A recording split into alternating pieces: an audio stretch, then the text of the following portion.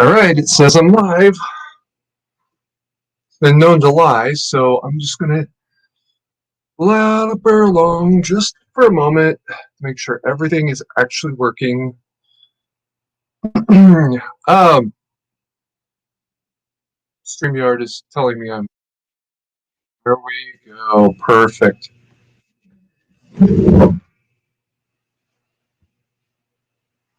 Yeah, that just happened. One of these days I'm going to tie that damn thing in place. All right. Hey, Sasquatch. check your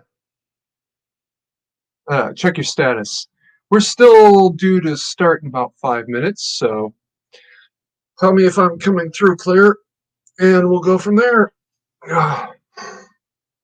Meanwhile, I am going to double check. Well, pretty much. Hey, G23, you made it. That's cool. All right. And one more thing. I'm sorry, guys. I do this every time, but that's also why I started early. So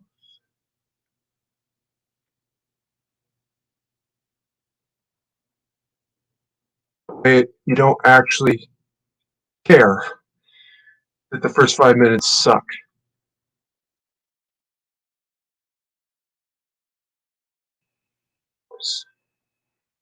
I really am fighting an urge to do a rant that will get me permanently banned from YouTube right now. So instead of doing that, I'm going through the news.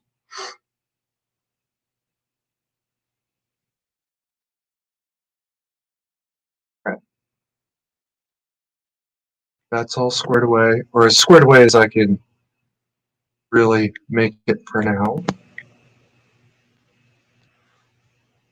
There we go. Right, so F-bombs are armed and will be dropped, like always, because it must be a day ending in Y, right? I'm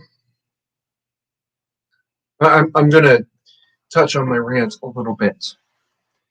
If you think that somebody is incapable of doing something, of a people, a country, a group, is incapable of doing something because you never heard about it before, you need to probably think about your life and the decisions you've been making. Right? And saying that Americans are completely incapable of making beer because you've never seen an American brewery before, probably a ridiculous statement to make. This is a metaphor. Not a metaphor, it's a word related to metaphor. I don't forget what it was. For something else related to the an ongoing crisis. And I'm going to leave it at that because we all know YouTube does not like me talking about certain things, and you guys don't like me talking about certain things as well. I don't really like talking about it too much either. Kind of tired. But just saying, well, I've never heard of such a thing does not make it non-existent.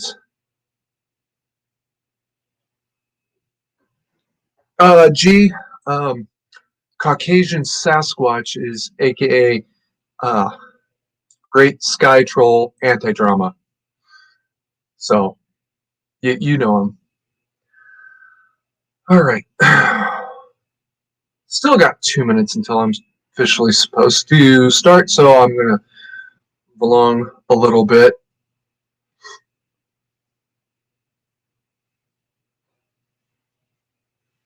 Yes, I'm extremely frustrated with some things that are going on, in case you didn't already notice. Kind of frustrated with a couple other things as well.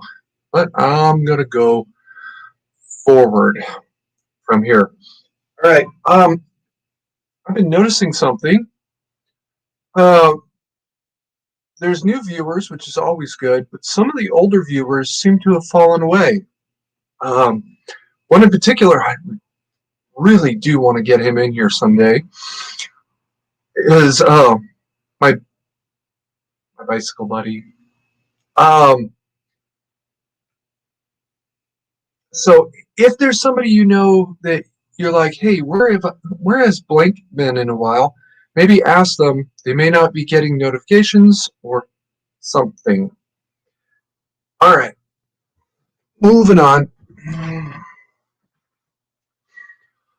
This week in gun news is absolutely nothing good, but the bad news is kind of contained by the fact that it's also not really moved anywhere. We're coming up, I believe we've actually hit the end of the comment period on ATF receiver redefinition that was just bizarre and weird. If there is time, please make a comment. It's insane. It's absolutely insane. The definition that they want to use will basically ban tree limbs.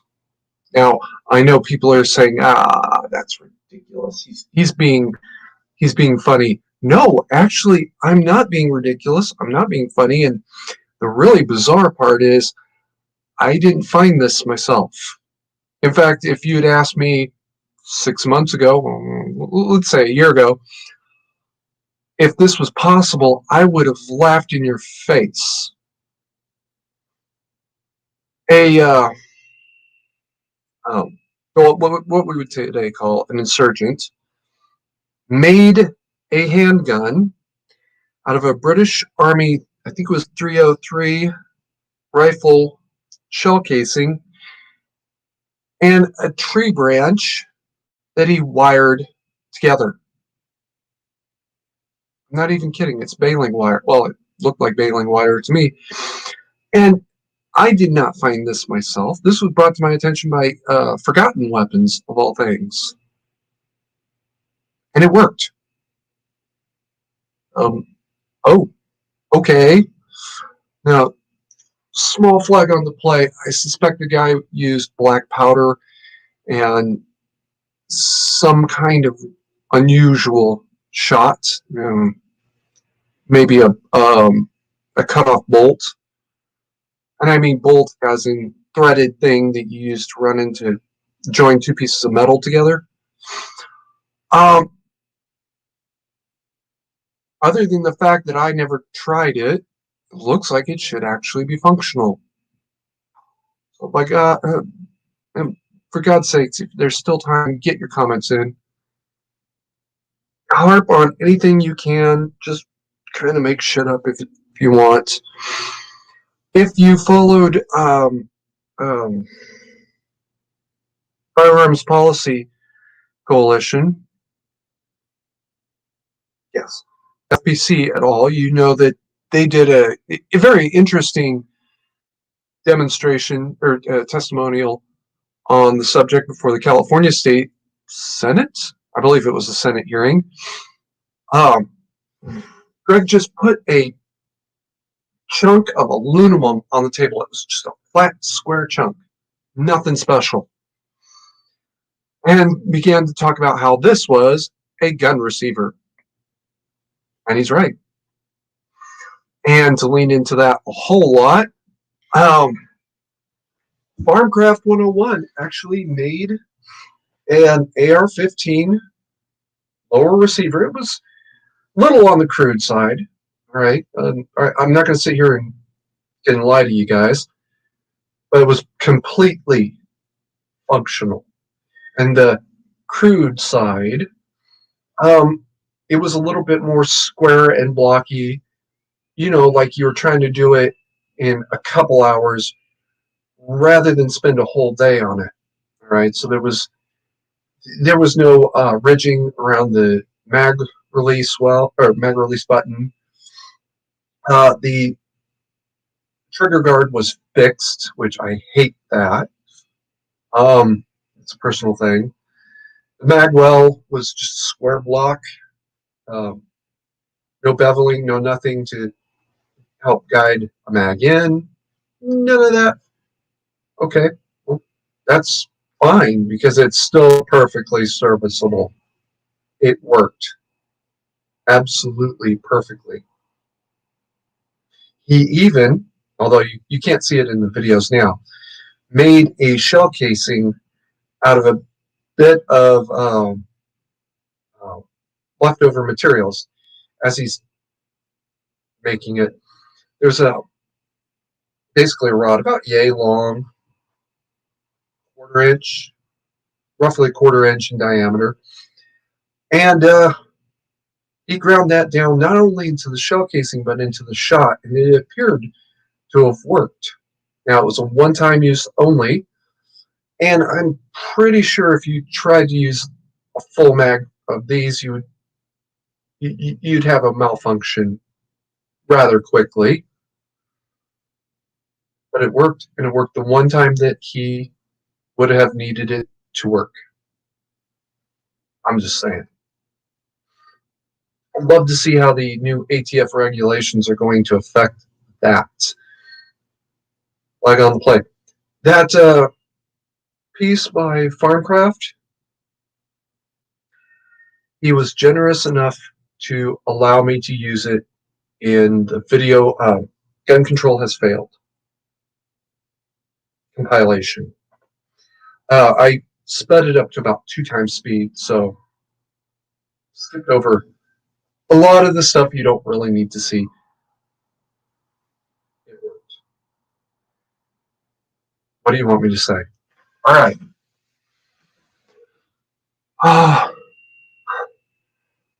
You've done a great job so far, Squatch. You're fine.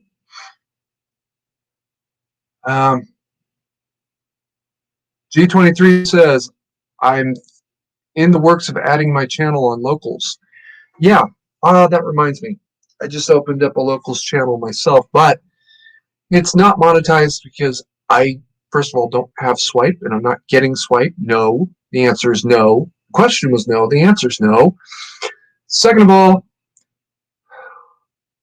how do I put this? I know that the information that I'm trying to put out there is much more important than becoming a millionaire. All right. I can live with dying in poverty if I knew that I had saved enough lives to make it worth it. It's not a big number. We're not even talking double digits. There's a few things that stay behind paywalls and unlisted status and uh, even private mode.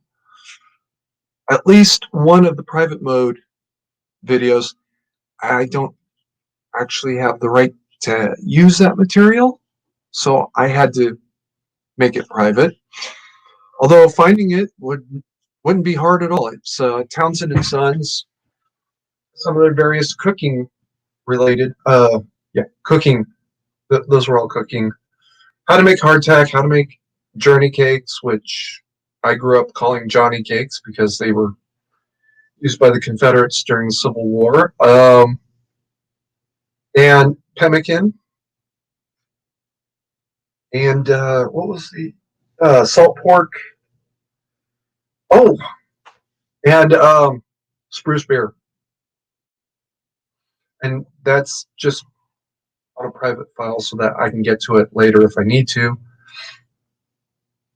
can watch those videos and learn all about how to do those things. Nothing's stopping you. There we go.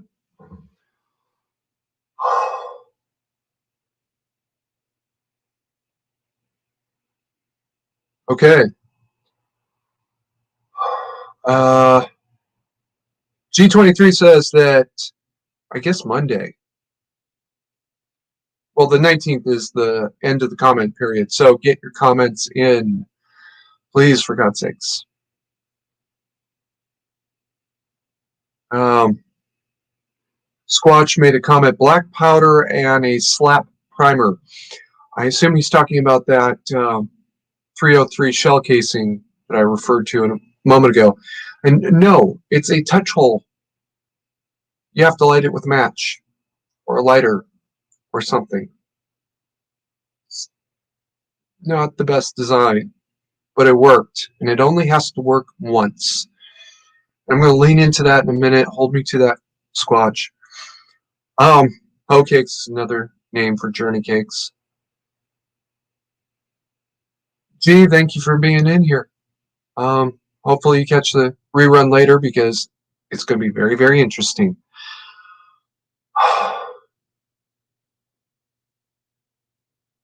Okay. And Squatch is talking about hoes and they're called hoe cakes because sometimes they were, according to legend, sometimes they would be cooked on hoes. Okay, that's great. They were also either emergency rations or food for slaves on plantations because plantation owners didn't want to spend a lot of money on their slaves. That's the truth.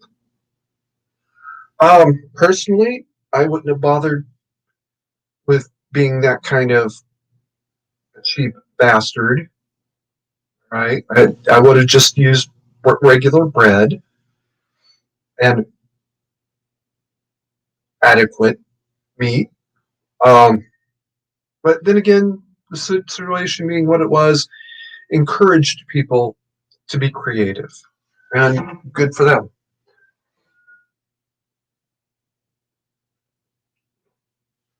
I want to go back to that 303 shell casing gun for a second.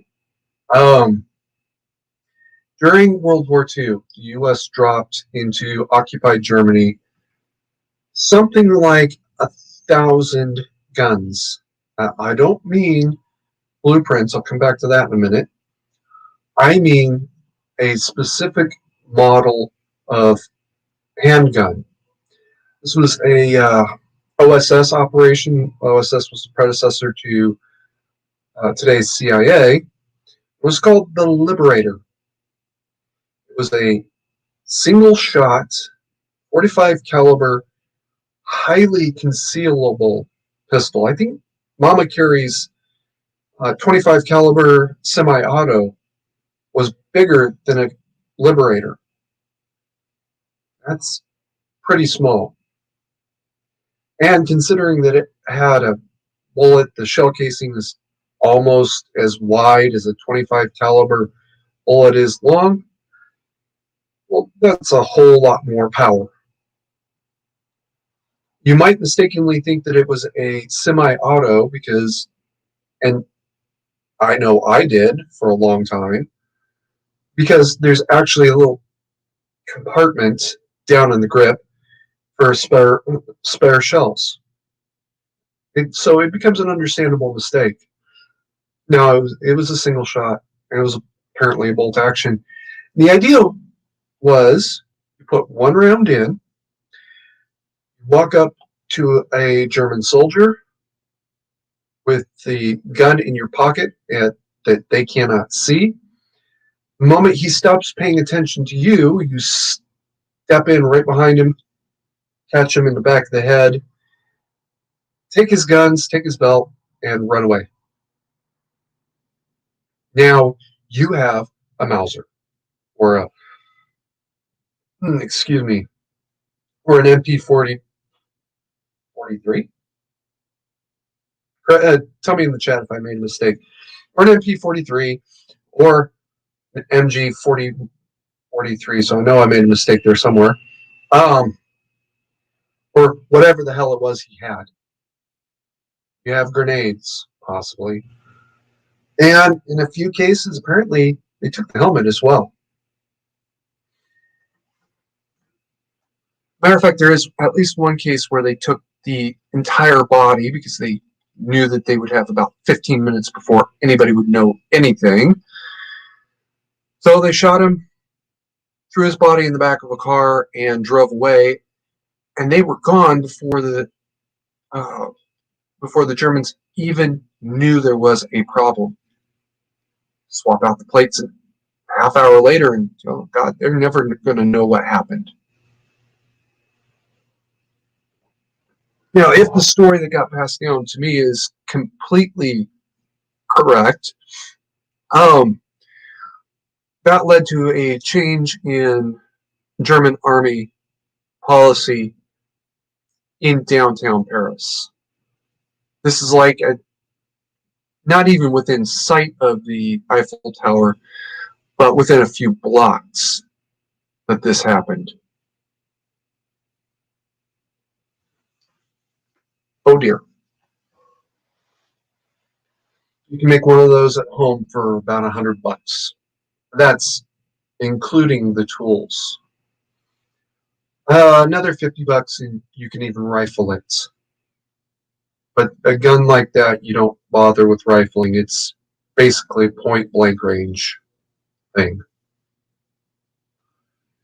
So, dear ATF, tell me what you're going to do to stop that. Okay. Another example, also from World War II and also involving OSS and Army Air Force cooperation, was dropping something like 1 million leaflets into occupied Germany. These leaflets detailed how to make a sten, out of basically junk and a pipe. Nothing exciting, nothing fancy. The sten was first developed as an emergency measure after Normandy, and the British had lost something like 1 million guns. And it had to be quick and easy. You had to be able to do it in people's homes. They needed these guns now. They needed them to work. That's it. And that's exactly the design parameters they set. That's what they went with, and it works. It's not a great gun by any stretch of the imagination, right? And nobody ever said it was. But it got Britain rearmed in about 2 months. Most of those 2 months were actually spent by the Germans trying to mop up the resistance they could find, much of it still in the Normandy area. Those the men that the British had to leave behind bought them at least 2 of the 8 weeks, maybe it was 3 of the 8 weeks, the British Army needed to rearm.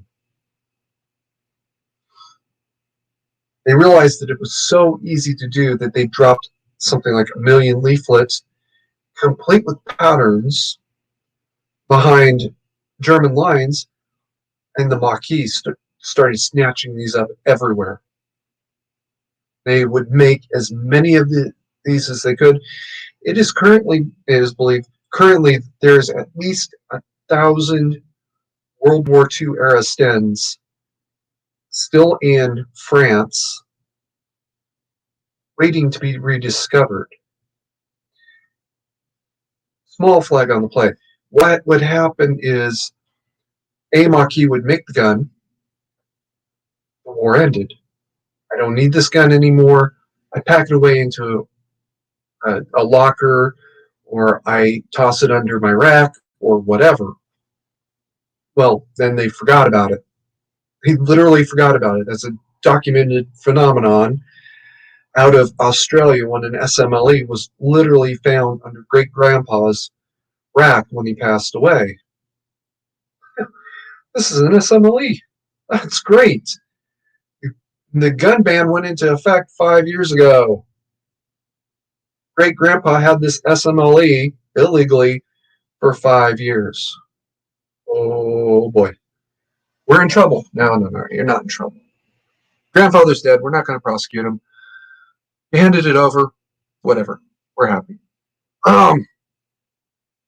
So yeah, most of them are sitting behind a tub or behind some old jackets that great-great-grandpa had owned, and grandpa took over the apartment as great-grandpa retired and then passed away, and then dad took over the apartment as grandpa retired and then passed away, and it's still sitting there. There's several cases where apartments sat abandoned for decades, and somebody finally opened it up, and what was this? The most incredible one was I believe she was a Jew. She had rented an apartment in, I believe it was Paris. She knew what was coming. She paid for like 100 years worth of rent or whatever it was. And then she went to Britain on holiday. Never, ever came back. She died in Britain. So about 4 or 5 years ago, they finally opened her apartment, and it was exactly the way it was when she walked out the door. The most incredible time capsule anybody had seen, possibly ever. Unlike the uh, Egyptian crypts for the pharaohs, nobody had broken in. No water had gotten in and destroyed everything. Nothing. It was perfect, except for the dust and cobwebs. It had been like that for at least 50 years. So, again, dear ATF, what are you going to do to stop that? Please elucidate us. Catch up on chat now. Oh, good. Squatch says we carried flour and salt. If you found an egg, it would become pancakes. It's lighter, more stable than bread. Doesn't get crusty and is excellent with gravy. Yes, he's talking about Journey cakes. I had Johnny cakes once. It was better than hardtack, and he's right. They're still kind of rough to eat. I can imagine that with gravy, though, it was. Moving on.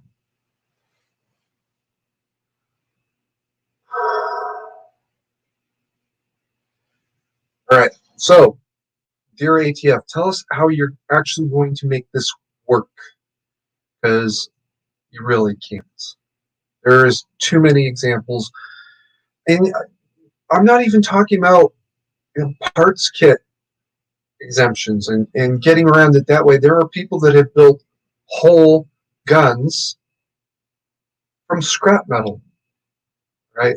I know the example of the 303 shell casing was more of somebody who was possibly willing to die or be permanently maimed to do what he intended to do. I accept this fact.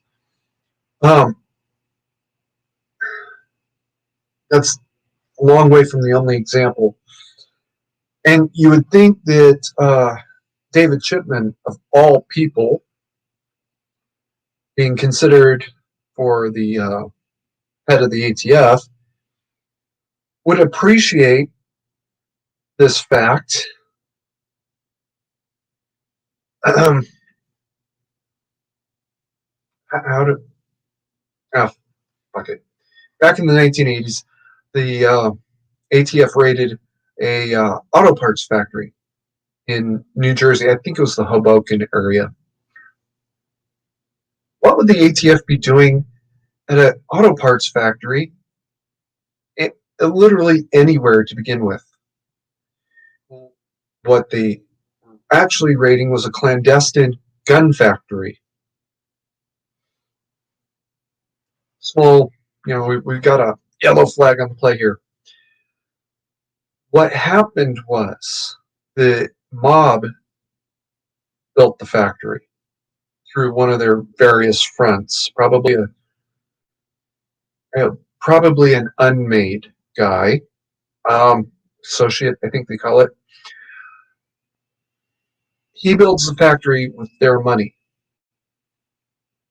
He uses this auto parts factory as cover for the gun factory, but then the mob being the way they are, they wanted more and more guns more and more quickly, so they put pressure on him to shut down the factory to focus on gun making for 2 3 hours extra a day. So he had to lay off workers that were not part of the gun making operation. That led the New Jersey Labor Board to start asking, why are you laying people off? That's what led to the ATF coming in.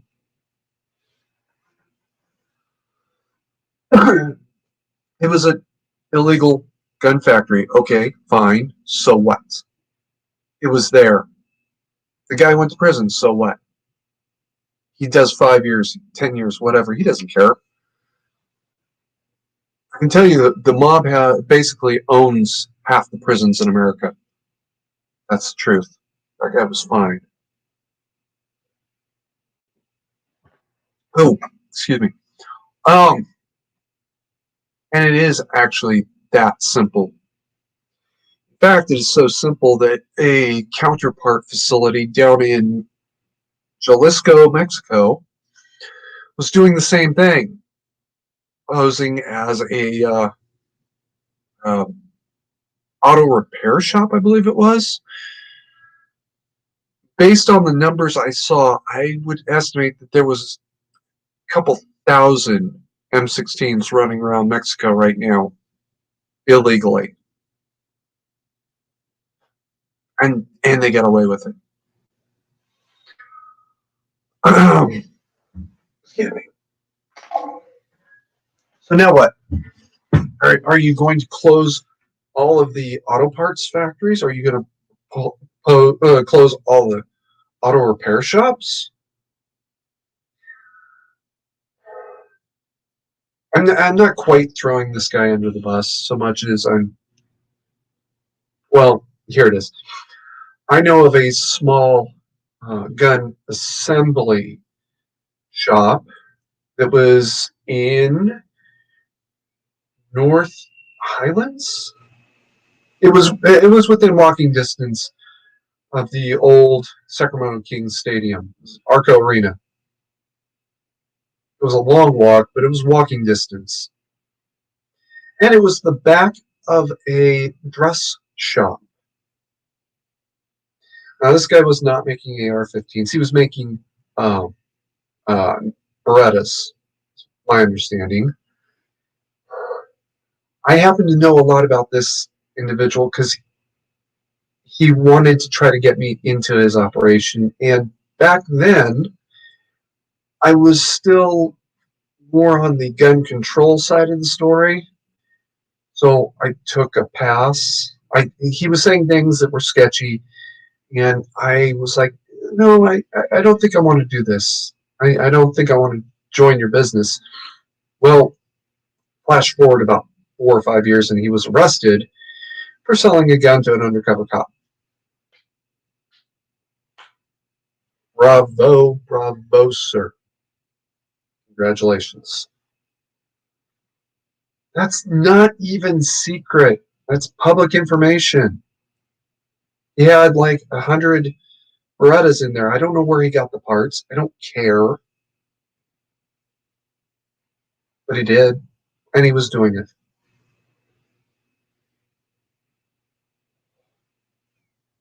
Small flag on the plate. He wasn't actually manufacturing anything. He was assembling. Again, how do you stop that? My rest in peace late partner Brent has a barn that he used to fabricate concept parts for various gun companies. He actually came up with a whole new set for a 4-stage trigger group for M16s, safe, semi, burst, and auto. You couldn't turn it's counterclockwise. You could only turn it clockwise until you hit auto, and then you could start swinging it back to semi-auto, or you could step it up from auto to safe. Or at least that's the way it was supposed to work. He never did figure it out, or if he did, he never told me. That was actually my idea. He was working on it, and if he ever figured it out, he never told me.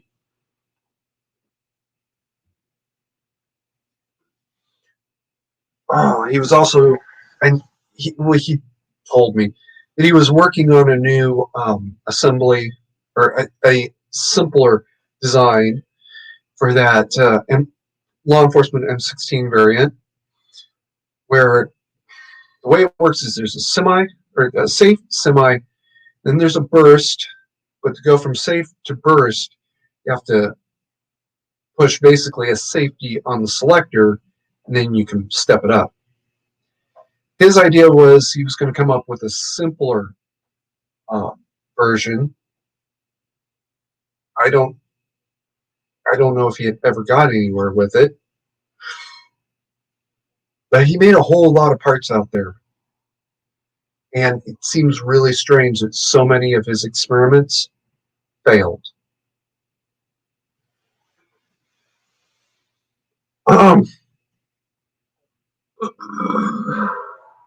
oh, excuse me. So, one more time, tell me how this plan is supposed to work at all. It won't. That's not the point. All right.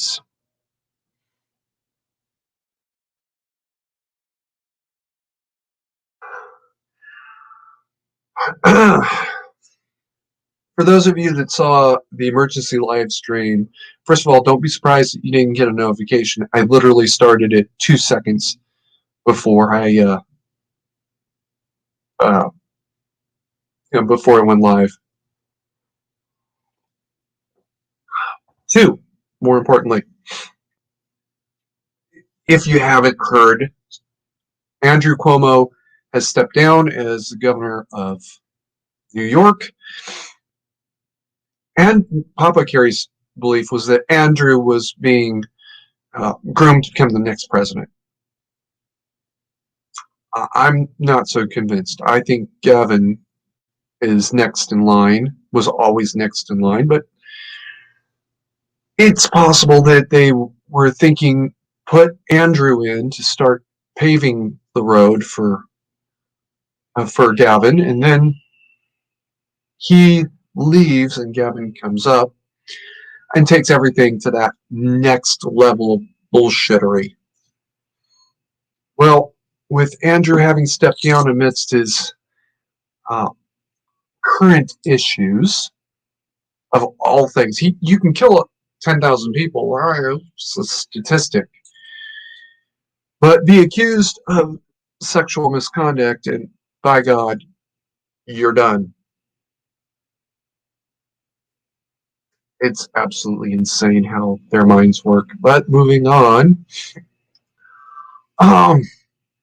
Now with him gone, Gavin has to step up. He has to be the next contender.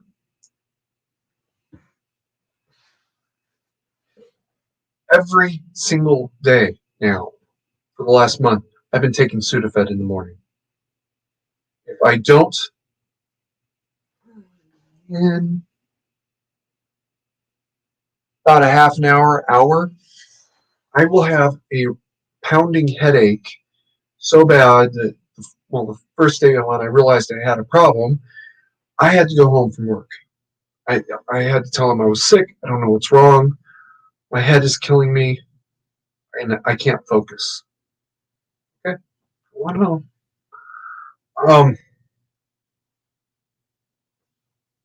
It was the smoke coming in from the California wildfires that was making me sick. I was in California when the Camp Fire broke out. It was absolutely predictable. I remember Papa Carrie's watching the news. Part of the news is the weather report. And they're talking about having 3 days of high winds coming down through that region. Remember, the first day I woke up, I asked him, how's it going? He said, everything's quiet, everything's fine. So, okay, great. Woke up the second day, how's it going? He said, paradise is on fire. By the time I woke up, I'm pretty sure the city was pretty well destroyed. It was literally that bad. Why is it so bad? Well, they keep blaming PG&E, and I'm sure PG&E has a lot to answer for, but it's not PG&E's fault. Now, I know that easy and quick snap judgment was that this is all PG&E's fault because, sorry guys, supposedly because one of their electrical line mounting brackets failed. No. High winds in the area is the reason why their electrical lines failed, but it's not the winds themselves that did that. It was the ridiculously overgrown forest that Paradise basically sits in the middle of. About a month after the fire, 2 months, something like that, me and Papa Carrie actually went up to Paradise and saw the devastation. I remember we're driving along, and here's this. It looked like a concrete walls that had been an Interstate Battery store. You see that and you just think, my God. And then about a block and a half later, on this side of us, I see the remains of a car. Okay. And behind that was the remains of a house. Okay. And in the midst of all this was a teddy bear that looked like it had been through a fire.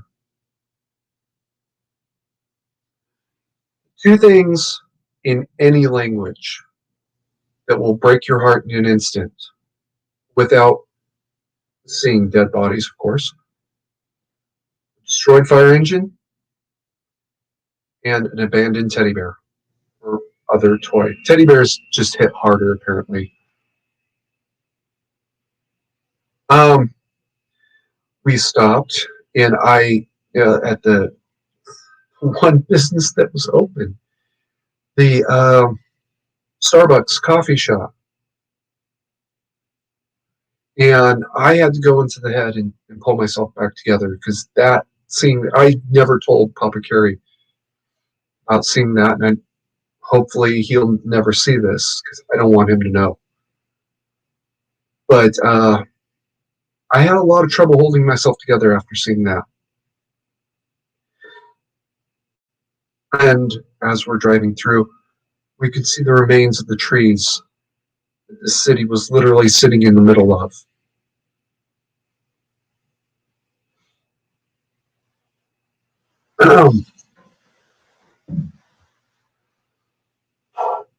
Excuse me. This entire thing was caused because the forest was being maliciously mismanaged. Gavin knew how dangerous these fires were. He'd had 3 years of warning. Yeah, well, more than that, really. I think at this point he has about 5 or 6 years of warning as the lieutenant governor. And now here it is, it's happened again. How shocking. Now, I don't know about any of y'all, but when I was in 8th grade, the school sent us to a week-long, not quite summer camp, because this was the middle of fall, but a school in the middle of Whiskeytown National Park. I believe it's National Park. And so yeah, I graduated in '94, so this was about '89. I believe it was '89, where they were telling us all about environmental effects. One of the environmental effects they really pounded into our heads was the fire ladder. Fire ladder is the forest has grasses, and then bushes, and then trees. The grass catches fire, that'll light the bushes. If the bushes catch fire, that'll light the trees. That's how forest fires get out of control.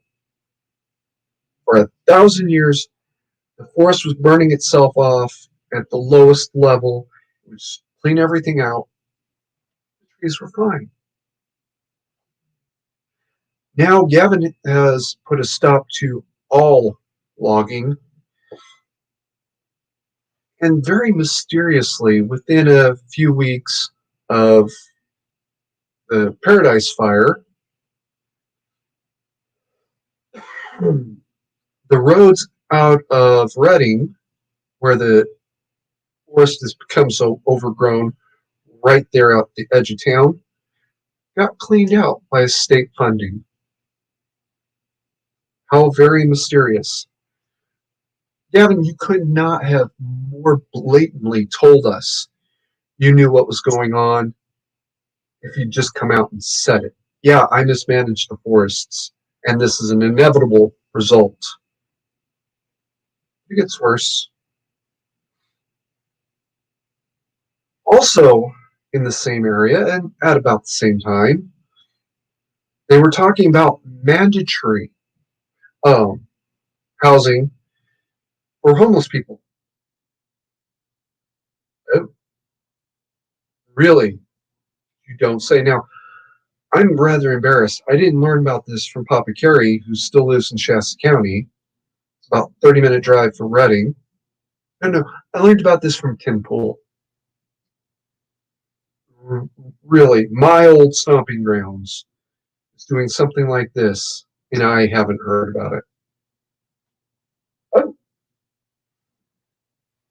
Um, Now this is pre-COVID. That's an important detail. At that point, this mandatory housing concept looks like a good thing on paper. Now put that those same conditions with COVID, and what do you have? Well, I'll give you a hint. There's a reason why boot camp recruits were required to sleep with masks on last year. And boot camp recruits are in infinitely better health than homeless people. All right.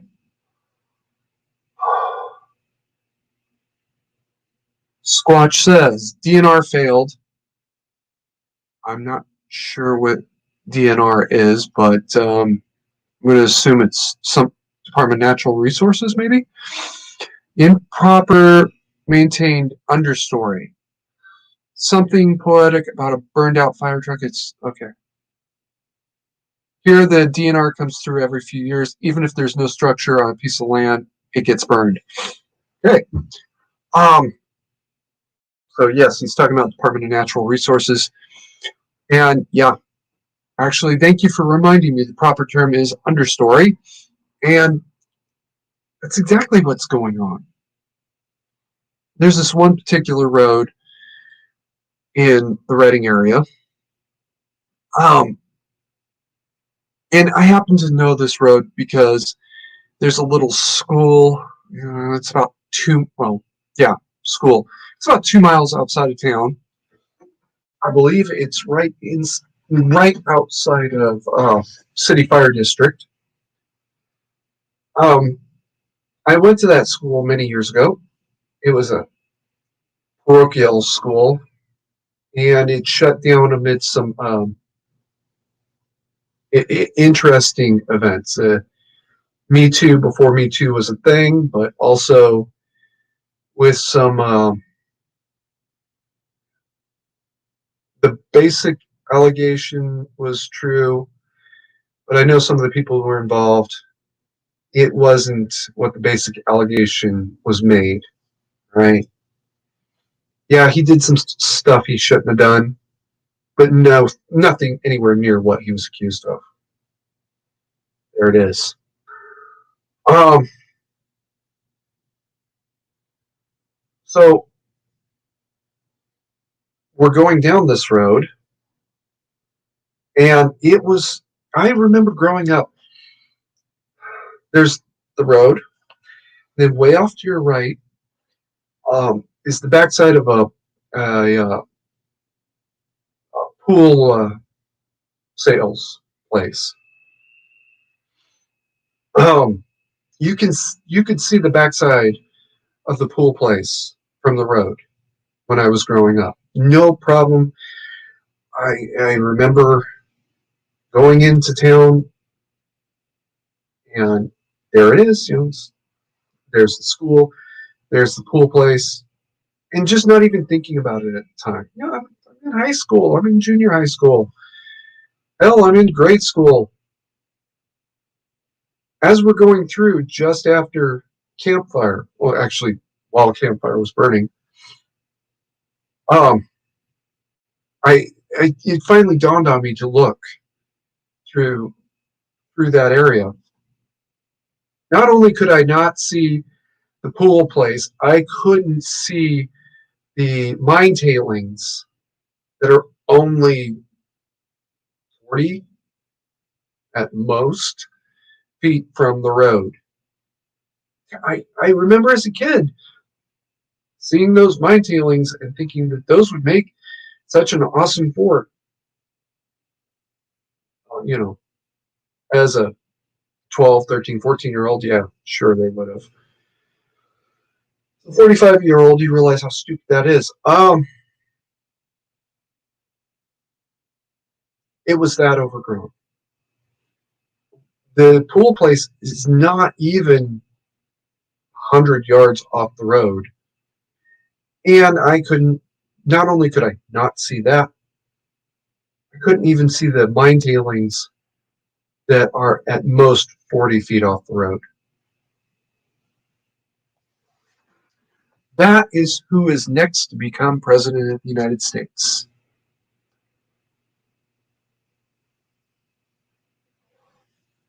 I would say Georgia has a much better understanding of forest management, except that would imply that any of this is unintentional, not part of the plan. No, no, it's definitely part of the plan. The smoke that we've been dealing with here,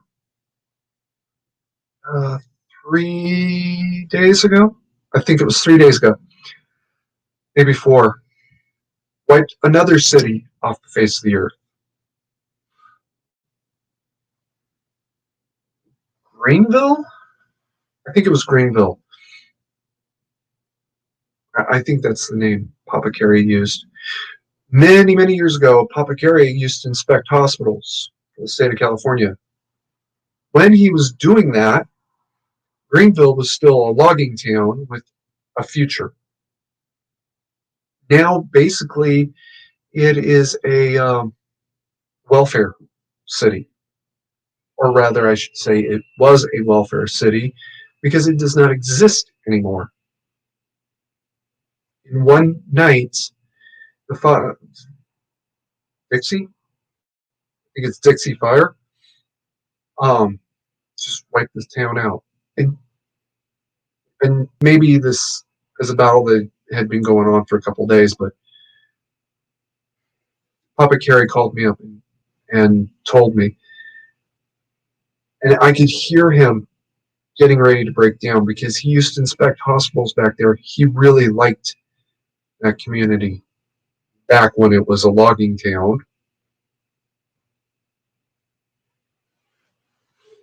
Apparently, he's got a couple friends with family back there as well.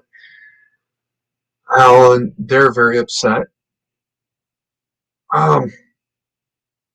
And I absolutely can tell you that Gavin is sitting in his office, and Tuesday or Wednesday morning, whatever the hell it was, somebody comes into his office and says, Mr. Governor, we've lost another town. Which one? Greenville? Oh, good. That's another 1,000 houses off the housing, or another 1,000 units out of the housing glut. Any people die? No, sir, not apparently. Oh, well, that's too bad. So much for reducing the surplus population.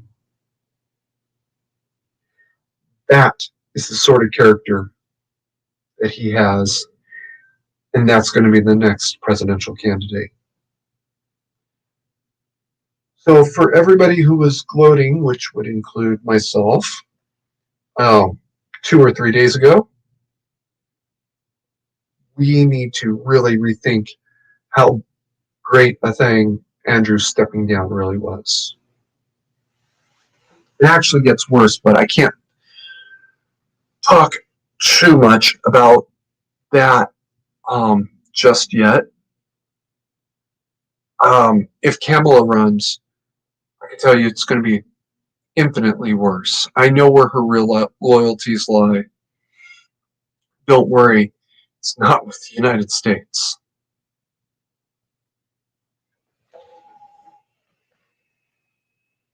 I would recommend, if Kamala is elected, that everybody measure their neck and know what their neck size is.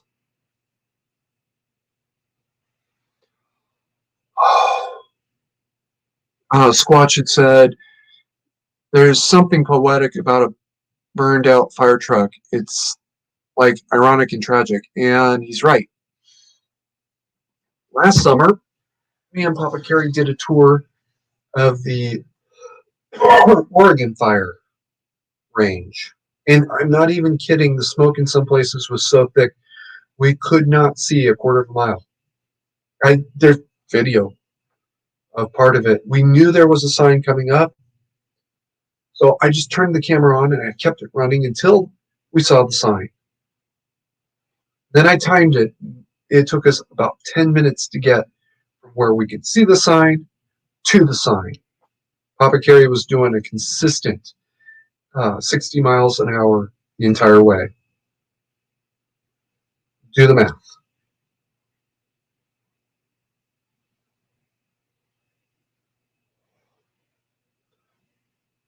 That sign should have been readable should have been visible for at least 20 minutes. Should have been readable from at least a quarter mile away. We couldn't even see it until it was close enough. Not only should we have been able to read it, but been adjusting our plans accordingly. That was actually the reason why I knew to watch for the sign. We were going to get off there, get gas, and then get back on the road.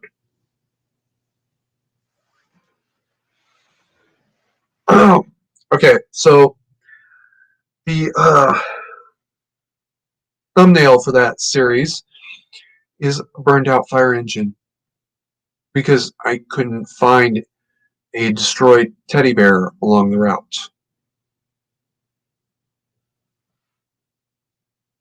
The sort of people who will deliberately allow cities to burn out, who will literally lock people up for the crime of being elderly, knowing that it's a death sentence. That's the sort of people we're talking about. This is not FDR's Democrats. This is not FDR's progressives. This is literally obsolete man thinking, and that's what we're dealing with.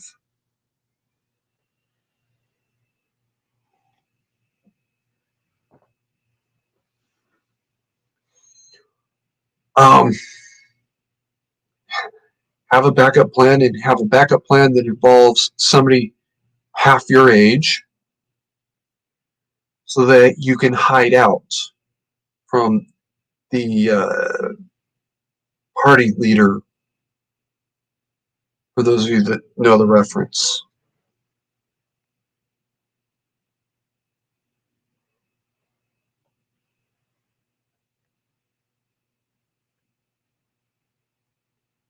So,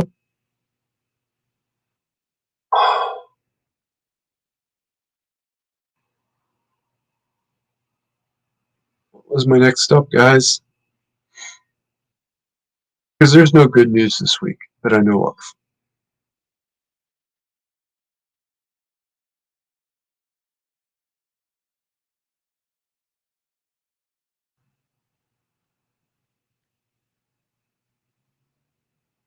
Okay. There's been more and more push for vaccination. I'm going to start off by saying, if you want to go get a vaccine, if you want to go get vaccinated, do it. Okay? Don't let me stop you. Don't let me slow you down. That is not my choice to make.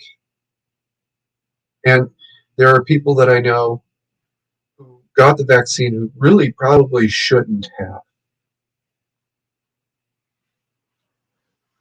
I got the vaccine back in April, May or June of last year. I can only tell you, we'll come back to that in a minute. I can tell you I got it right about that time. I got it by being exposed to the virus and getting over it, right?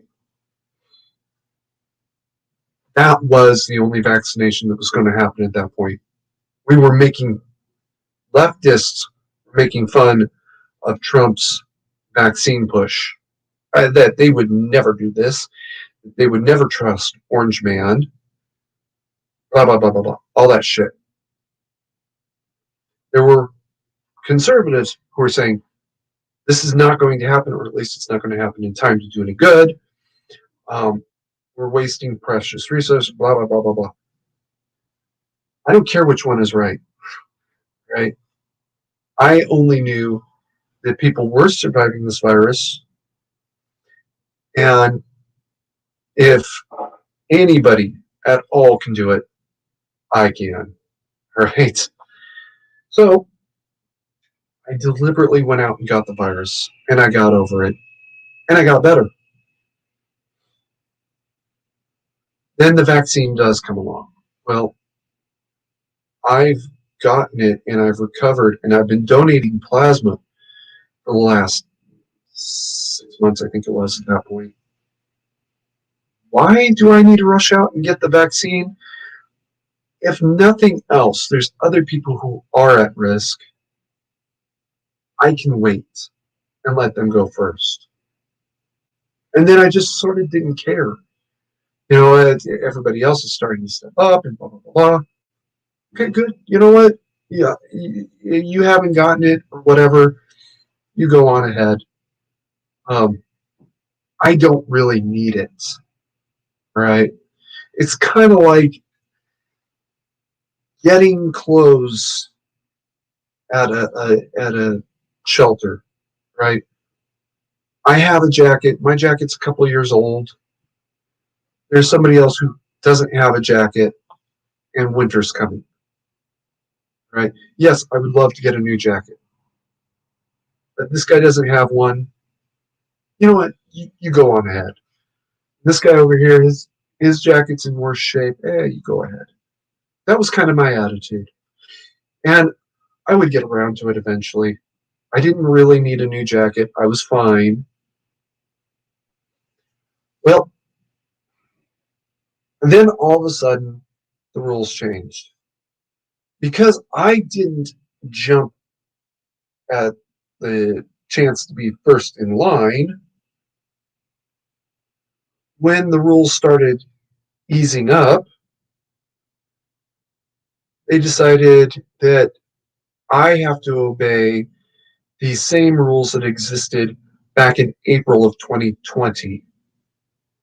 Meanwhile, all the other people who did nothing for the crisis, they get to go back to their pre-crisis life. I'm sorry. Um,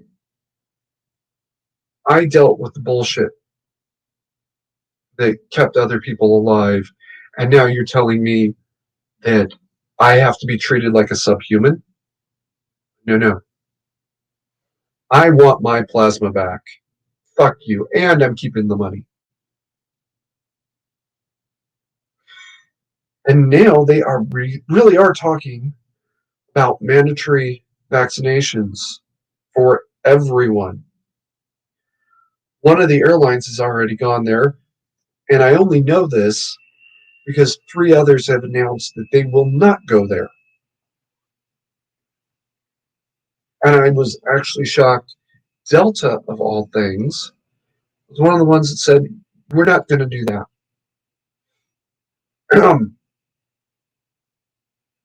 Rather disconcerting that Delta would say no, while everybody else, no.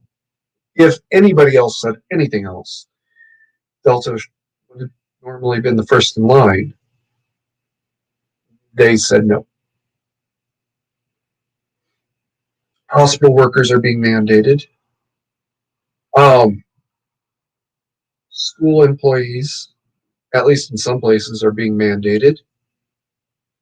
And they're trying to put pressure onto people like me who kept the rest of you alive, thank you very much, to conform to your new normal. No. All right.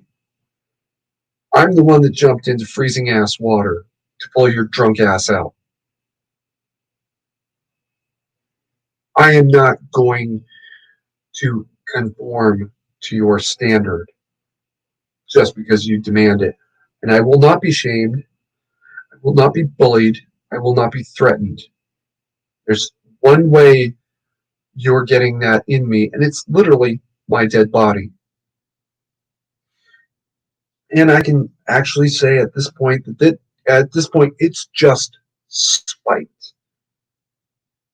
I do not appreciate being labeled Untermensch. I don't care what term you want what pretext you want to call it. All right. I did what you were not willing and able to do. You will not sit here and judge me for it.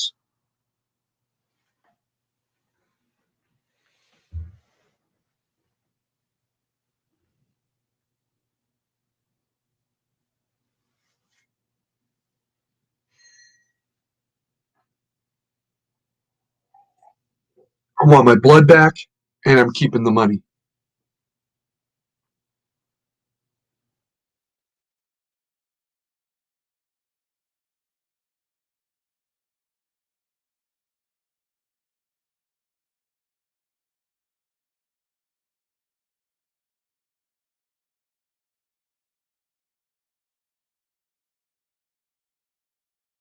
All right. I'm just over the halfway mark now. So, still got one viewer.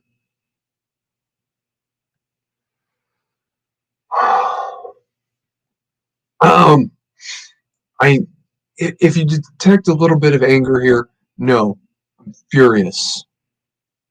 We're being treated like subhumans because the left is demanding that we do something to make them feel comfortable. No, especially with my medical history, a vaccine is probably dangerous to me. Oh, excuse me. It's probably a danger to me. That is the fact. That's the simple fact of the matter. I'm going to set aside the hypocrisy of calling a a a meeting of cops a super spreader event because they took one photograph of masks off, but calling a major riot not a super spreader event for the moment.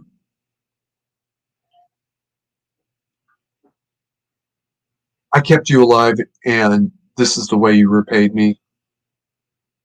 No, I'm not okay with that.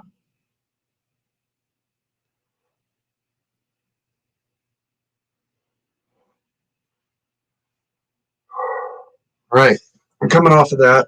I'm moving into the next issue. And this is something I started to touch on last week. I have a personal policy that I will not shill for gun companies. Gun stores is one thing.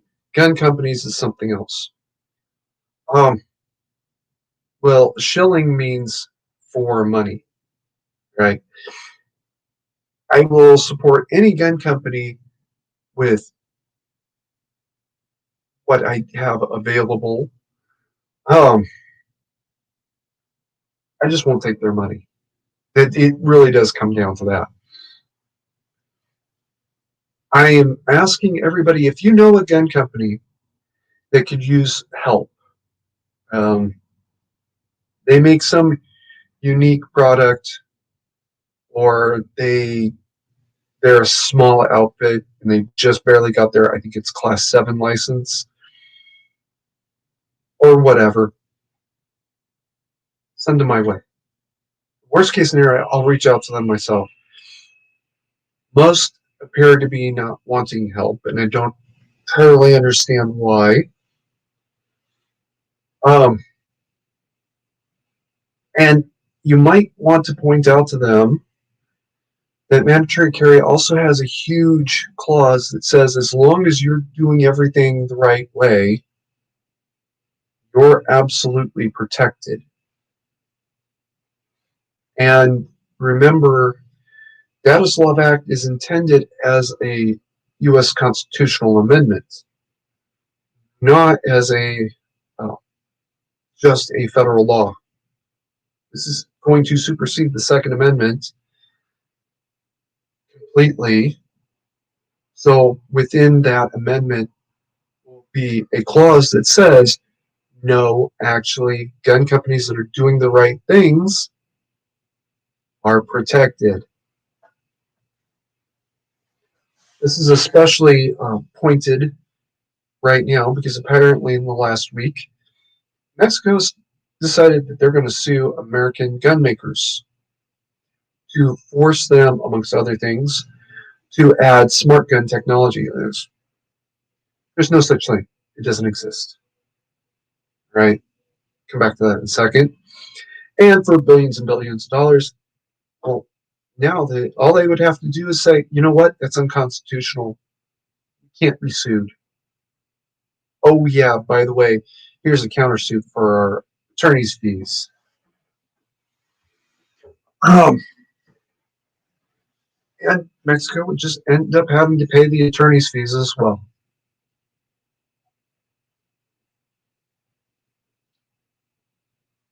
If nothing else, gun companies should really be looking at that and saying, hey, wait a second. We should be getting behind this for that alone. That is a lot of protection. Um,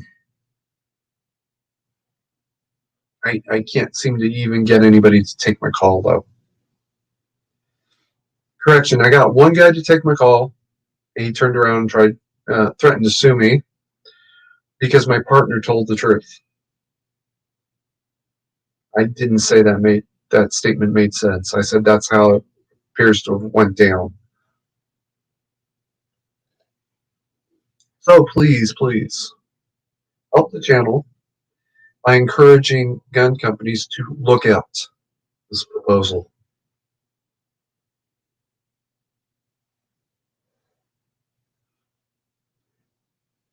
I have to take that back. I have had a few return my calls.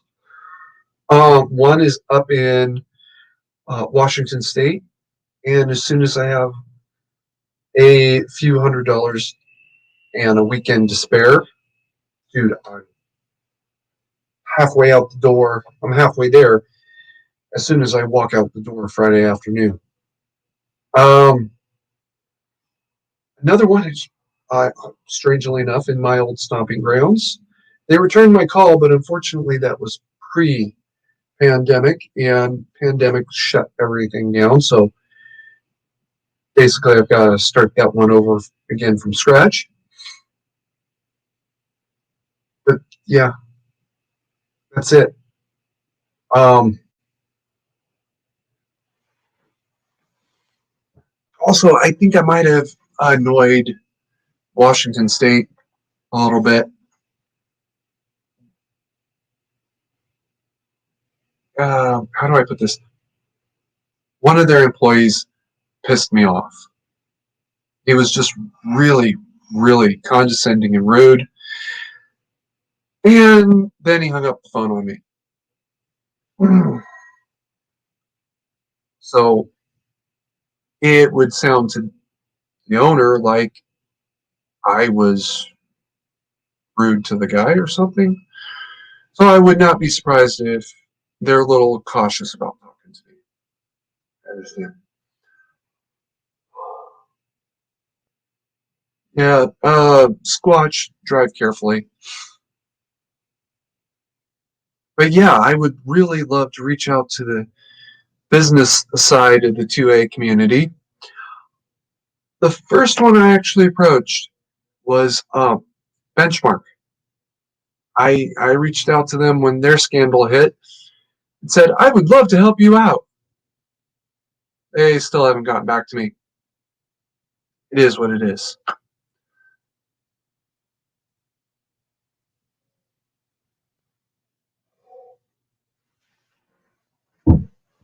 Um, and I'm not doing this for exactly for free. No, not for money, but rather two-way street of support. There's exactly two outfits I will not even talk to. One is a gun manufacturing concern. That's the one that threatened to sue me. The other is a gun shop. I'm not going to say who. I'm not going to say where. I am going to say I will never speak to that gentleman again in my life. Um, he used some language that is not appropriate to any circumstances. And I was one of the people he was talking about. If you don't meet my definition of proper support, you're nothing but subhuman. It's close enough to the language he used.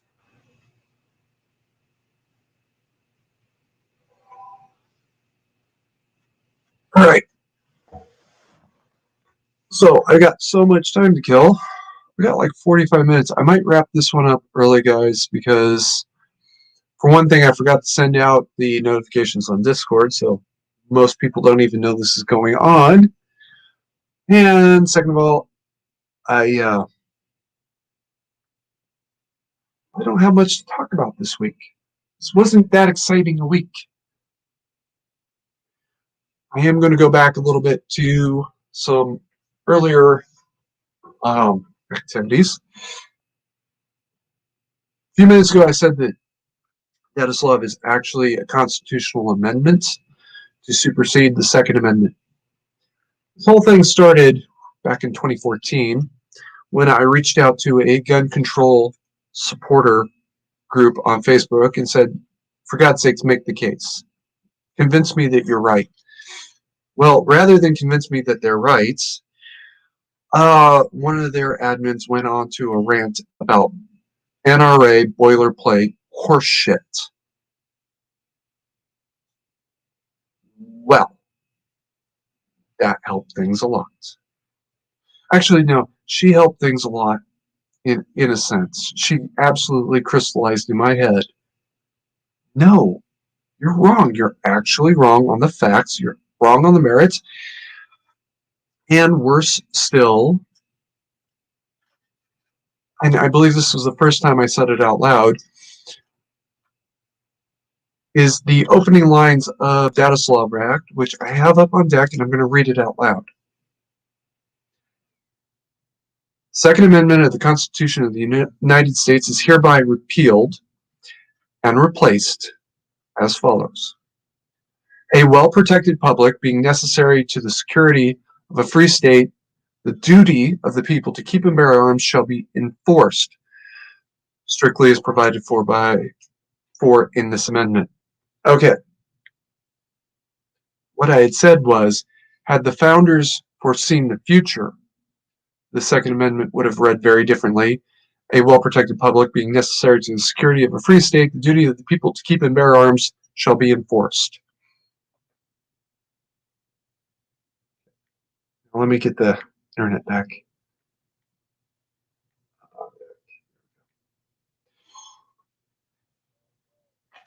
Just before the pandemic arrived in the United States, this was still the Chinese epidemic. There was a anti-gun control rally, and it was actually several rallies around the country. I was talking about, oh, I can't make it. I have to work. I have to this. I have to that. And an individual who's not a friend of mine, but I don't hate her, said, play hooky from work. Well, that's really easy for you. You're the business owner. I'm not. I can tell a lie. And that was one of my little lies. Yes, I had to work that night. But I got off work in plenty of time to drive from Reno to Sacramento to attend the rally in Sacramento. I actually took a photograph of myself wearing the Revolutionary War hoodie that I haven't worn in months. I'm going to make that the first one, I think, when winter hits. Yeah, I was there. The guy who was leading this march is libertarian. Anyway, and he would lead us in the chanting. One of them was the Second Amendment as it's currently written.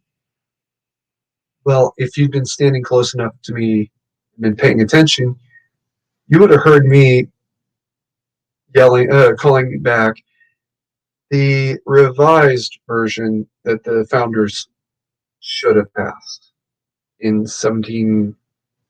I think it was 1781.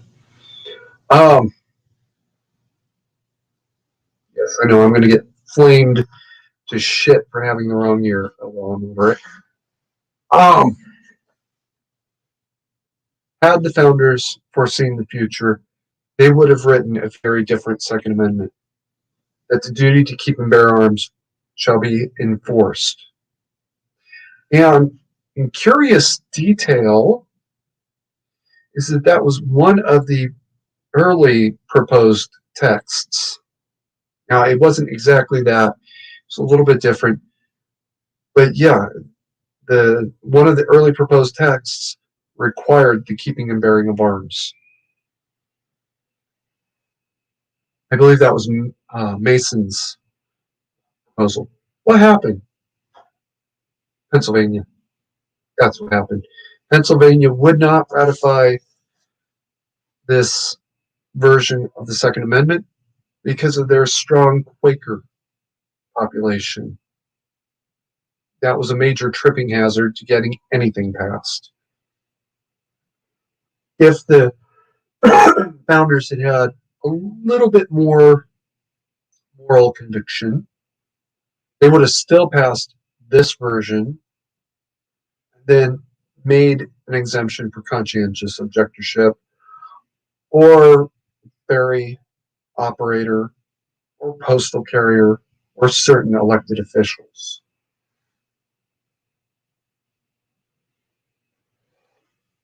Not that I would make an exception for elected officials, but the fact that elected officials should be the first on the list, if it were strictly up to me, there would actually be a clause in Datislav that says all elected officials shall carry it at all times, including on aircraft and in schools and police stations. What happened to that little bit? Well, that's one of those negotiation things within uh, between me and Brent and Fix and the few other people that I do listen to for actual advice. Flag on the play there. Um, all of them were telling me, no, that's a bit excessive. What if somebody who's a conscientious objector tries to run for Congress? Then what are you going to do? And that was almost universal. The only person I didn't talk to about this was Papa Kerry, because with everybody else saying the exact same thing, I knew what he was going to say. Actually, I knew what he was going to say before, but then everybody else was just like, whoa, what about if? Yeah, you got me. Okay.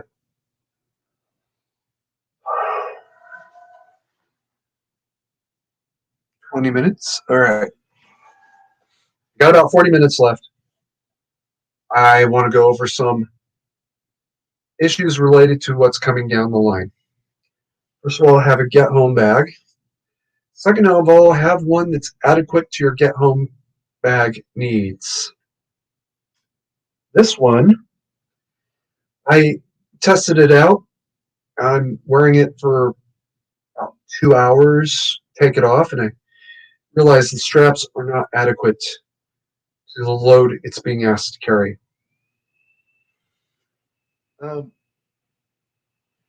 This was actually a really good kit. All other considerations notwithstanding, this would have been a great kit for a Susie homemaker or average dullard office worker or just about anybody who, for lack of a better word, is just completely average. For those of us with a little bit more skill or experience or whatever, this kit was not very good at all. I went through the kit a couple days ago, and I realized that the only things that I kept from the kit as purchased was the food packs and the whistle. Well, you can get a whistle at Sportsman's Warehouse for $4 or $5. You can order the food online. I think it was $15 for a 1-day pack. So for less than $50, you could have 3 days worth. If you need 3 days worth, you've probably made some sort of dangerous miscalculations.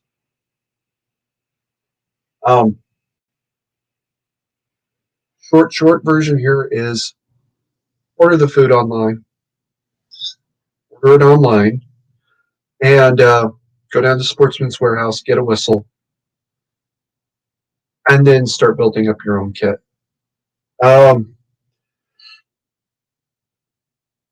Something that's often overlooked is goggles. Right. Getting glasses of some sort.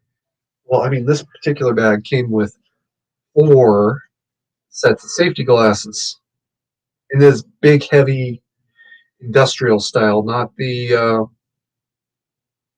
uh, lighter working glasses like you'll probably find at a warehouse or at a hardware store now. That's great. That'll protect your eyes from dust and debris and stuff. But during the daytime, that is really uncomfortable to try to wear if you're trying to walk home. My first solution for this was motorcycle glasses, rather.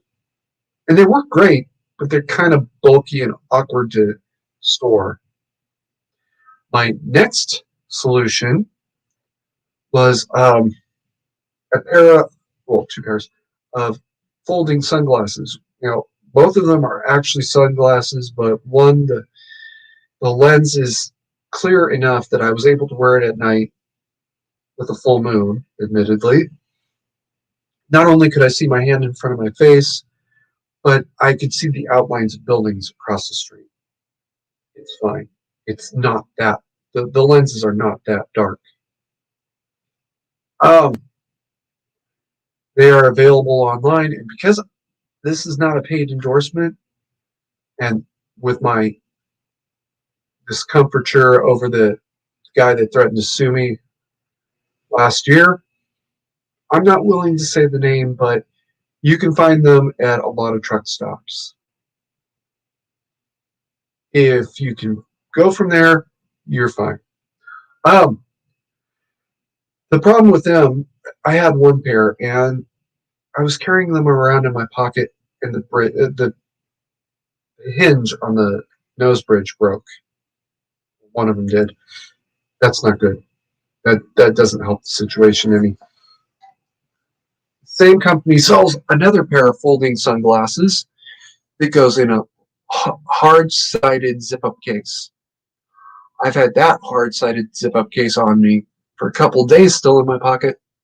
Glasses were fine. I'm thinking that's a good solution to your problem.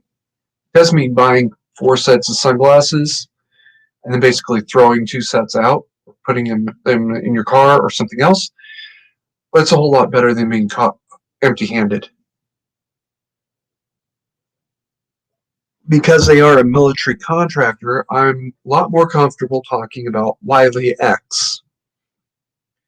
They're actually the best. They don't fold up, but the lenses are replaceable. I remember I had a pair when I was in the Guard. I remember clear and dark lens. There's another company out there that offers yellow lens. I don't remember those being available in my Wileys, but that's okay.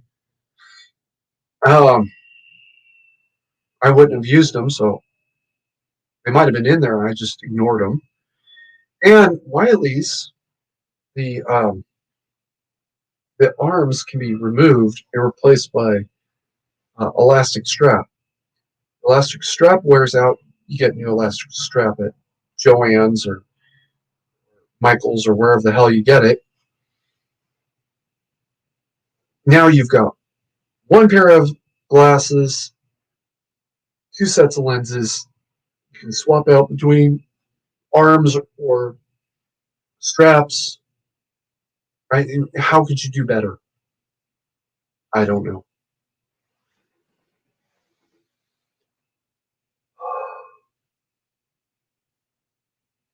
Huh. Squatch is talking about gaming, where basic dungeon shit. The basic things you need to get out of the dungeon, I assume. And yeah, kind of. The only, with my kit, the only really difficult parts are the search and rescue part, which you would want to be rescued if you were actually just interested in getting home. And that boils down to I can't use flares in this area. I'm in the middle of a desert, right? In a desert which all too recently had a fire. We don't need another fire. Half of Arizona was on fire. They don't need another fire. Half of California is on fire. They really don't need another fire. So, no flares. Um, Smoke grenades, on the other hand, are a totally different subject. I would really have liked to have found a smoke grenade that does not work on flame, but rather on compressed air. There was a couple out there, but apparently none of them sold, so they've been pulled from the market. Sucks to be me. So I'm just going to order a flare-based one and be very, very careful with it. That's also me. I'm a little bit different from most people. I can actually use a smoke flare. 99% of y'all, that would not serve your purposes at all. You can skip that part. Calcium lighters, you can get calcium lighters at party stores. Quality of your lights, quality of your lights might vary, or how long they last might vary. But that doesn't matter. If you know there's somebody overhead looking for you and you want to be found, any calcium lighter will work. Even those long, thin ones that are for parties and 4th of July are fine for that. Just don't swing them too fast. Okay. One or two of those. Whistle, signal mirror. Glasses for day and night use to protect you. 99 times out of 100, you won't use them. It's that one time when your crisis happened in the middle of summer and it's a hot, dry summer and the winds have been blowing, whether it's a fire or something else. Los Angeles still gets earthquakes. San Francisco still gets earthquakes. Reno has had earthquakes. Granted, our earthquakes, to the best of my knowledge, have never done any damage. But it happens. Hot, dry wind, and you're trying to walk home. Especially when you're trying to walk home at night and this hot, dry wind is blowing dust up. It's really, really killing you. It's killing your eyes. You just want to rip your eyeballs out, right? Or you wear glasses that protect somebody. Well, this isn't so bad. If you don't have time to order something online, go down to a hardware store. Get clear and dark tinted safety glasses. They're like $5 tops. They're not very convenient because they take up a lot of space, but believe me, you'd rather take up that space and have the protection when you really need it than not have the protection. Okay. All right, I'm going to stop harping on that for now. And of course, worst case scenario, have your gun in your car and retrieve it as you're trying to get out. And have it someplace where you can get it relatively easily without having to climb into your car. I don't mean under your driver's seat. That's the last place you put it. Wheel well, it's a good place.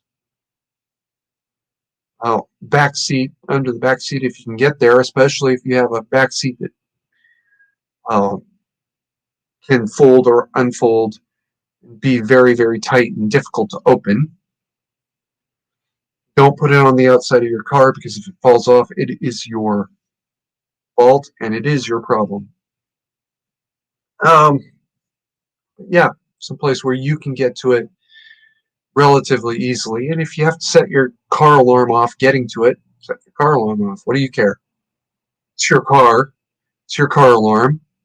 If the situation is such that you're retrieving your gun from your car, nobody's responding to the car alarm. Trust me.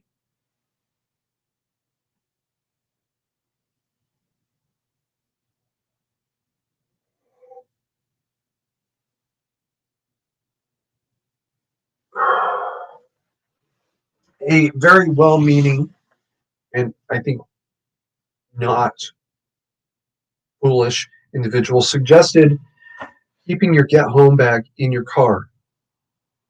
His point was, worst case scenario is either you break open your car, which he got into some detail about how to do that, and retrieve your bag, and now your car's windows are, or your car has got issues, or you get in your car, you take your bag with you, and you wasted money getting a get home bag that you ended up never using. Okay, that's not really a waste. It's more a you had your bag with you. How is this a bad thing? Um,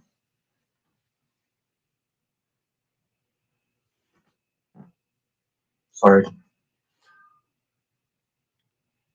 I'm going to continue to advocate keeping your bag at your desk because of other utilities related. But I can definitely see his point. You're a bag in your car.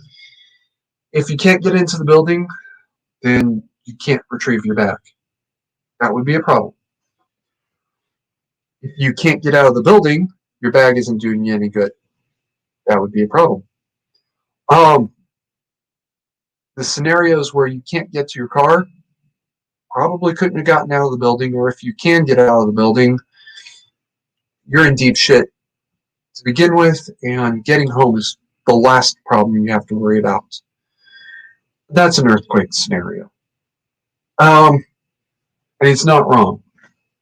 So I leave it to you individually to decide what you're going to do in that regard. All right. Sasquatch said, my truck has a pocket in the door is perfect for a holstered pistol. My car does too. I'm pretty sure all cars do. But that's also not a good place to put it because that's an easy place to find it. I think the manual calls it a document pocket. I don't know why it's in the door, but it's perfect size for a holstered 9mm Makarov, like a glove. That's your truck.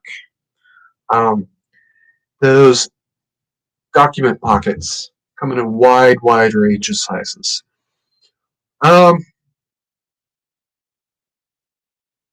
It's in the door because it's actually where the designers intended for you to put all documents related to your vehicle, including the owner's manual. Matter of fact, they usually come off the new car showroom with the owner's manual there, and any documents that the showroom put together, like possibly registration. I've never bought a new car, so I don't know. I've only bought used cars, but I've always driven off the lot with the car re-registered in my name by the car lot. Um, they're all right there. Hey, DM. I've been lurking, but I have to run some errands. Artist formerly known as Troll Howdy. Hey, DM. Thank you for letting me know you were here. You got to see me be very ranty and weird. So must be a day ending in Y. And I'll see you Saturday, I hope. 99% chance. Just have to get my ass out of the rack in time. Ow. And actually, I'm kind of with DM here, so unless somebody's got a question, I think I'm going to wrap it up here in about 5 minutes. If you're just starting out, get a 1-day survival kit. You can find them at every hardware store. You can find them at Walmart. You can find them at some grocery stores. I know I've seen them at Safeway once, but that was back in Oregon. Safeway or somebody else? Might have been somebody else.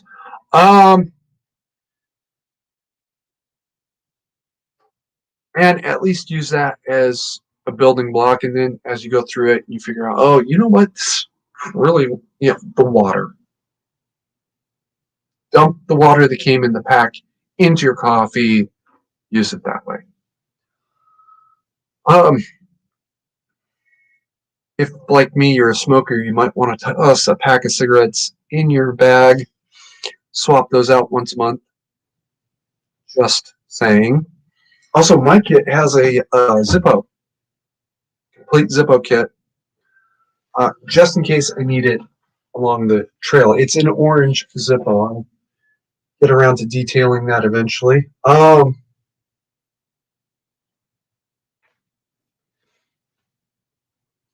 I know everybody talks about bug out bags. This really is the closest thing to a bug out bag I will ever do. I don't believe in bug out bags. I believe in bug out cars. That's why my car is actually set up the way it is. The exception of fuel. I have everything I need to get from here to my brother's place in Georgia, which would make him a neighbor of Squatch here.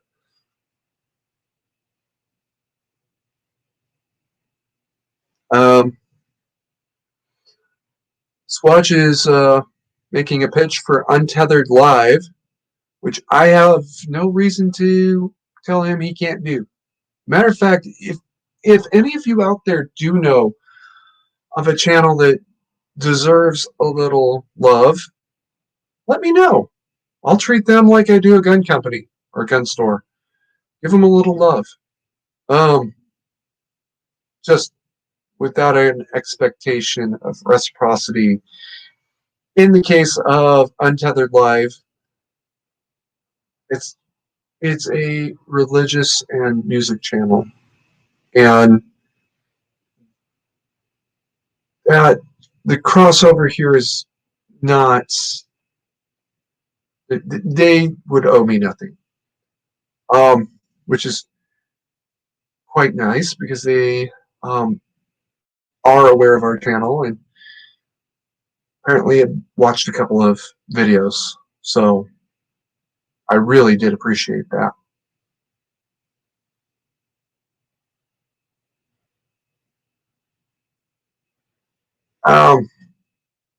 All right, so I'm going to spend a couple minutes touching on the subject. Flat earthers. How do I put this without being rude? I don't believe flat earthers. All right. It's not that I don't believe in flat earth. I don't believe that either. I really do think all of y'all are joking or trolling or whatever it is you want to call it. There's no way you believe this. Right? Be careful how far you take the joke, guys. You might trick somebody into thinking you're serious, and that's not a place you want to be in.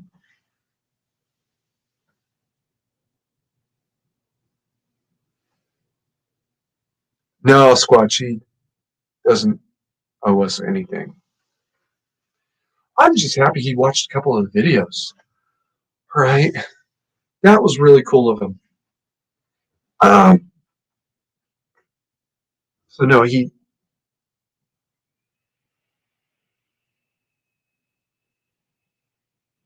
who me no. I'm not sure what Squatch meant by that.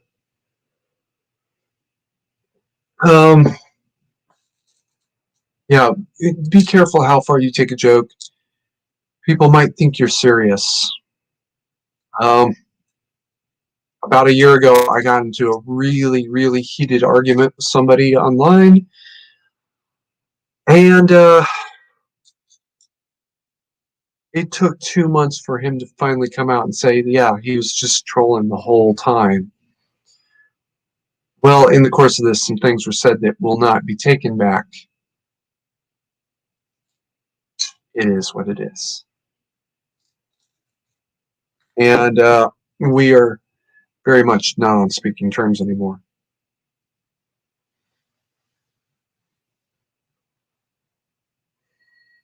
All right.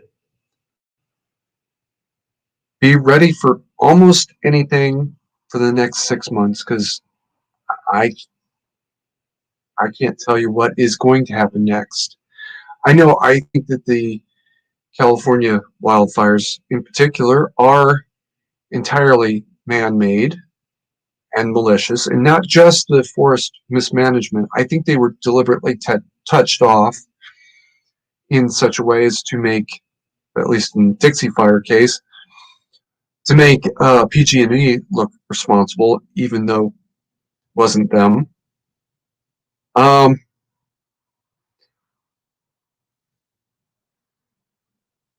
and I said just before the start of summer that I thought fire would be used as a weapon. I had a much grander scale in mind. Okay, maybe I was wrong about how big it was going to be, but it was big enough. There's another city that's been wiped off the face of the earth. Um, Hundreds are homeless. I think they got a pretty good return on investment, considering that they were only able to set 3 or 4 this year. Part of what made Dixie Fire so bad, by the way, is it merged with another fire. That fire was touched off by lightning. That was a proven moment of existence. That fire was absolutely set off by lightning. And that's unfortunate. But the other half of that fire is already being blamed on PG&E, even though the area where the fire broke out is still in flames. So how did you get people in there to check that? No, you didn't. You just blame PG&E to cover up the fact that your buddies set the fire for you. Okay.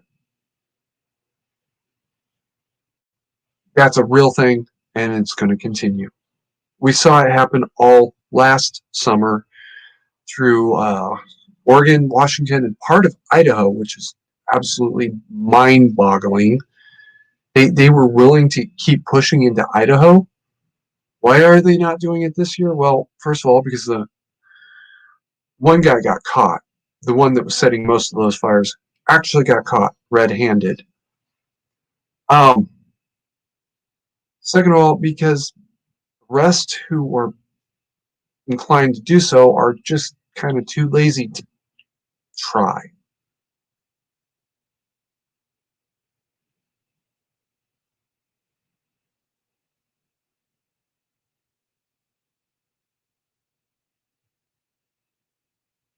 Um,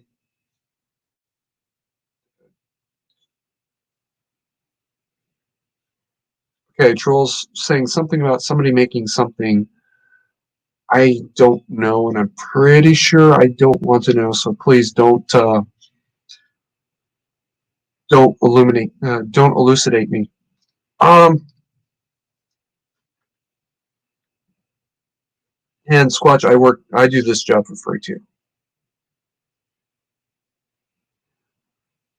So take it with a grain of salt. All right, guys, I'm going to go ahead and wrap it up here because this is not my best live stream ever. It doesn't help that I don't really have a subject and I don't have a guest. So it is what it is. I can live with a few bad ones. Never ever forget. First of all, Iran created the coronavirus to frame China and frame China. Second of all, keep calm and manage to carry on.